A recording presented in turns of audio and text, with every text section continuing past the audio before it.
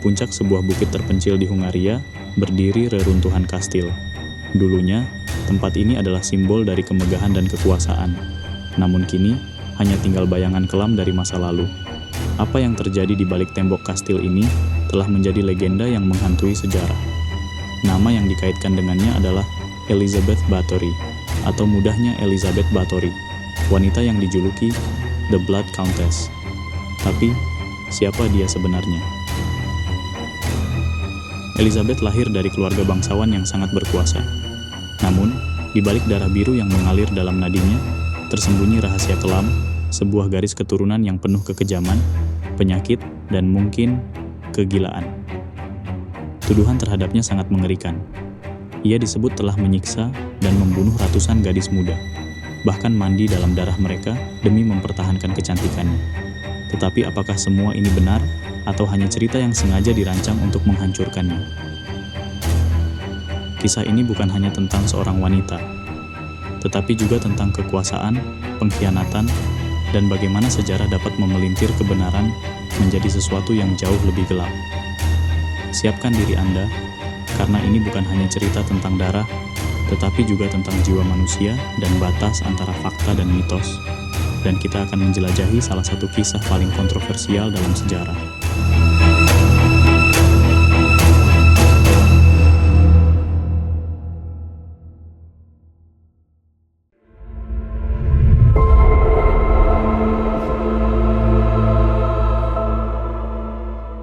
Elizabeth Báthory lahir pada 7 Agustus 1560 di Nyírbátor, Hungaria.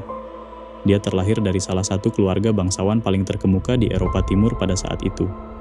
Keluarganya adalah keluarga Báthory yang sangat berkuasa. Keluarga Báthory terbagi menjadi 2 cabang, yaitu Báthory Ékséd dan Báthory Somlyó. Elizabeth adalah anak dari cabang Ékséd. Ayahnya adalah George Báthory, seorang bangsawan yang menguasai wilayah kaya di sekitar Nyírbátor. Dan ibunya, Anna Báthory, berasal dari cabang Somlyó, menjadikannya sepupu dari István Báthory, Raja Polandia dan Pangeran Transilvania. Namun, ada rahasia gelap yang tersembunyi dalam silsilah keluarga ini. Orang tua Elizabeth menikah meskipun memiliki hubungan darah yang dekat. Pernikahan sedarah seperti ini bukanlah hal yang aneh di antara bangsawan Eropa pada masa itu, karena mereka ingin menjaga kemurnian darah biru mereka. Tetapi, praktik ini seringkali memiliki dampak negatif pada keturunan mereka. Sebagai anak dari 2 cabang keluarga Báthory, Elizabeth mewarisi kekayaan besar sekaligus riwayat keluarga yang kelam. Sejarah mencatat bahwa beberapa anggota keluarga Báthory menunjukkan perilaku eksentrik yang mungkin merupakan tanda gangguan mental. Paman Elizabeth misalnya, dia adalah seorang satanis dan penganut paganisme. Dan seorang bibinya diduga terlibat dalam ilmu hitam. Sementara, seorang sepupunya yang lain memiliki kelainan jiwa dan gemar melakukan kejahatan seksual. Pada saat itu, kekayaan dan status sosial Báthory tidak hanya mendominasi Hungaria, tetapi juga memberi pengaruh kuat pada politik di Eropa Timur. Dalam konteks ini, perilaku eksentrik keluarga mereka sering ditutupi demi menjaga kehormatan. Namun, rumor yang beredar tentang mereka mulai mengguncang reputasi tersebut, membuka jalan bagi tragedi yang akan datang.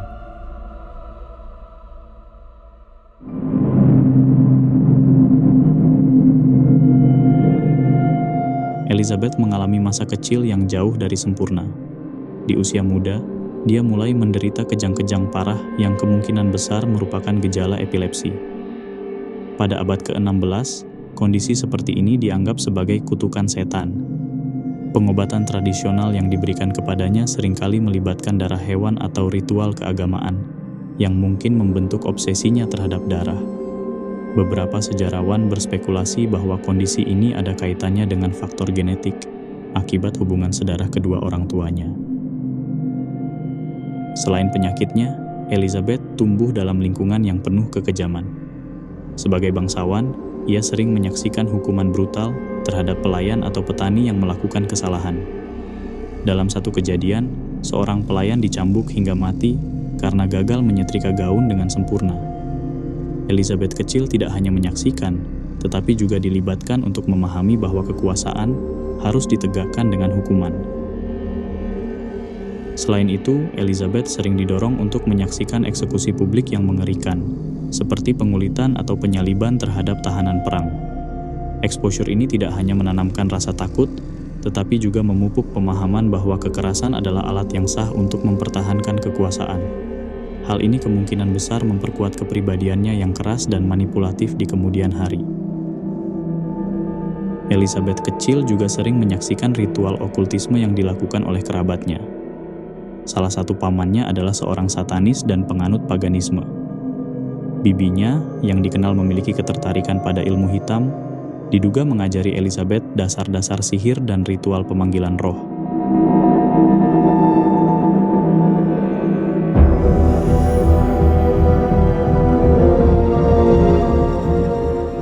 Pada usia 15 tahun, Elizabeth menikah dengan Ferenc Nadasdi, seorang bangsawan kaya dan komandan militer terkenal.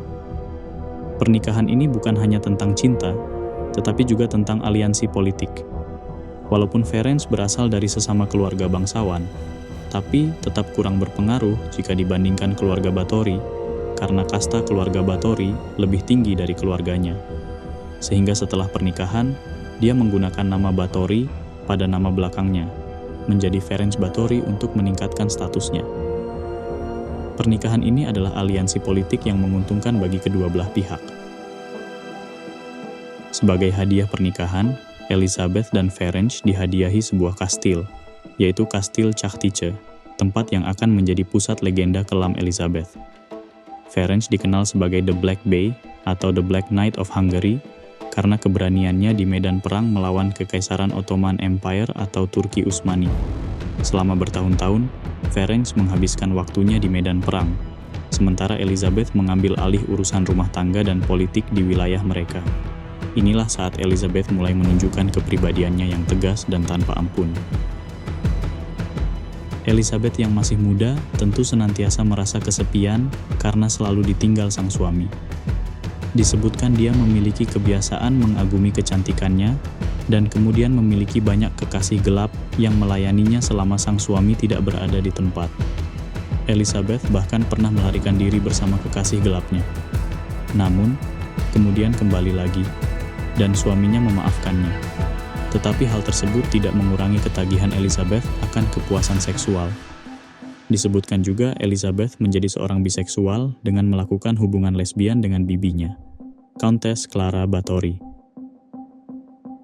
Ferenc juga memainkan peran penting dalam membentuk sifat sadis Elizabeth.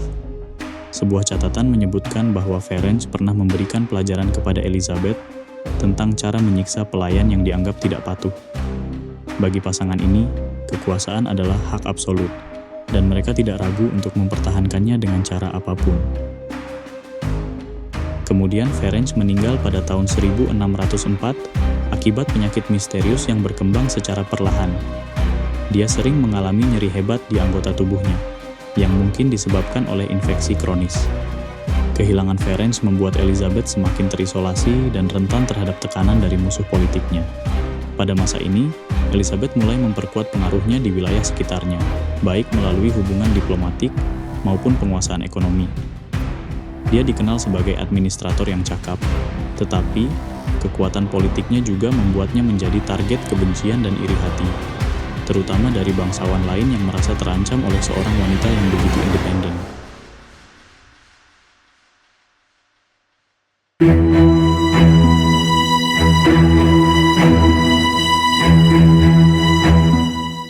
Setelah kematian Ferenc, desas-desus tentang Elizabeth mulai berkembang. Tuduhan awal menyebutkan bahwa Elizabeth mulai menyiksa pelayan mudanya untuk hiburan semata. Beberapa laporan mengatakan bahwa dia memukul, membakar, hingga menusuk pelayan-pelayan ini. Namun, kapan sebenarnya Elizabeth mulai membunuh masih menjadi perdebatan. Motif yang paling terkenal adalah obsesinya pada kecantikan. Legenda mengatakan bahwa Elizabeth mandi menggunakan darah para korban karena Elizabeth percaya bahwa darah gadis muda dapat mempertahankan kecantikannya dan memperpanjang masa mudanya. Namun, tidak ada bukti langsung yang mendukung klaim ini. Teori lain menyebutkan bahwa kekerasan yang dilakukannya hanyalah cerminan dari budaya kekerasan di lingkungan aristokrat pada masa itu. Namun, Ada juga pandangan bahwa Elizabeth menjadi korban konspirasi. Kekuasaannya sebagai wanita bangsawan yang mandiri dianggap sebagai ancaman bagi para pejabat, termasuk Gheorghe Thurzo, seorang bangsawan yang akhirnya memimpin penangkapannya. Elizabeth juga berhutang uang dalam jumlah besar kepada Raja Matthias II, yang mungkin memiliki motif untuk menghancurkannya. Dokumen dari masa itu juga menunjukkan bahwa beberapa tuduhan terhadap Elizabeth berasal dari keluarga petani yang ingin mencari kompensasi atau perlindungan. Dalam beberapa kasus, cerita tentang penyiksaan Elizabeth kemungkinan dibesar-besarkan untuk memenuhi agenda politik atau keagamaan tertentu.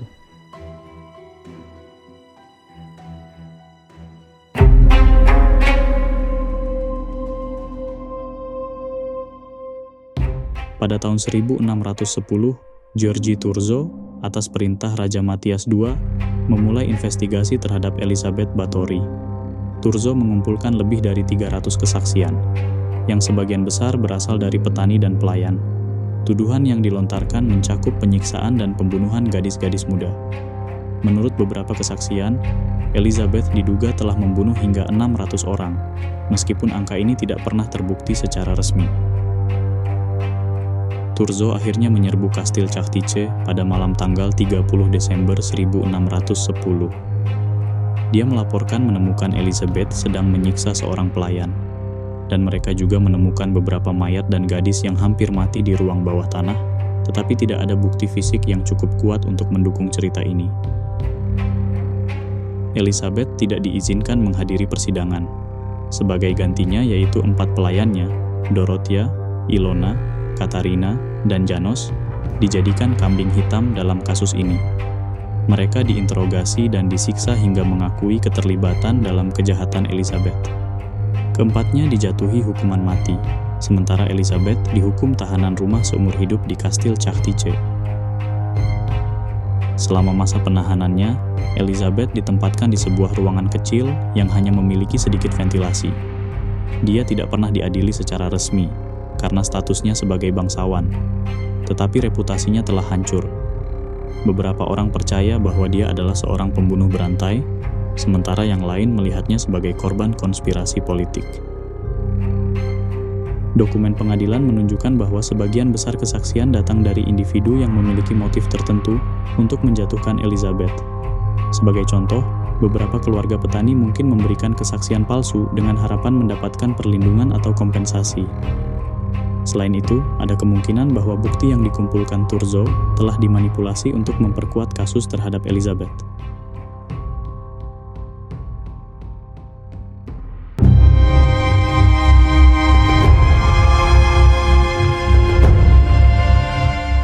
Elizabeth meninggal pada tanggal 21 Agustus 1614 di Kastil Čachtice. Dia ditemukan tidak bernyawa di ruangan kecil tempat dia ditahan. Penyebab kematiannya tidak diketahui secara pasti, tetapi kemungkinan besar adalah akibat kesehatan yang memburuk setelah bertahun-tahun terisolasi dan hidup dalam kondisi yang keras. Setelah kematiannya, tubuh Elizabeth dimakamkan di kapel setempat, tetapi makamnya kemudian dipindahkan. Lokasi pasti jenazahnya hingga kini tidak diketahui. Elizabeth Báthory menjadi legenda yang dikenang sebagai The Blood Countess. Tetapi kebenaran di balik kisahnya tetap menjadi perdebatan. Sebagian sejarawan percaya bahwa Elizabeth adalah salah satu pembunuh berantai pertama dalam sejarah yang terdokumentasi. Namun, yang lain berpendapat bahwa dia adalah korban konspirasi politik, gender, dan sosial pada zamannya. Kisahnya telah menginspirasi banyak karya fiksi, mulai dari novel hingga film, dan dia sering dibandingkan dengan tokoh vampir seperti Dracula. Beberapa peneliti modern berargumen bahwa legenda tentang Elizabeth lebih mencerminkan ketakutan masyarakat terhadap wanita yang kuat dan independen daripada fakta sejarah. Kisah-kisah yang dilebih-lebihkan mungkin dimaksudkan untuk menghancurkan reputasinya dan menghapus jejak kekuatannya sebagai penguasa. Dalam banyak hal, Elizabeth menjadi simbol dari konflik antara kebenaran sejarah dan mitos yang diciptakan oleh masyarakat. Elizabeth Báthory adalah sosok yang mengaburkan batas antara fakta dan mitos. Apakah dia benar-benar seorang pembunuh berantai, atau hanya korban dari politik dan ambisi bangsawan lainnya? Kisah Elizabeth Báthory adalah cermin dari kompleksitas sejarah, penuh dengan kekuasaan, politik, dan kemungkinan manipulasi. Dengan begitu banyaknya bukti yang bertentangan, sulit untuk menentukan kebenaran. Bagaimana menurut Anda? Apakah Elizabeth Báthory bersalah atau dia hanya korban fitnah? Tulis pendapat Anda di komentar, dan jangan lupa like, share, dan subscribe untuk cerita menarik lainnya.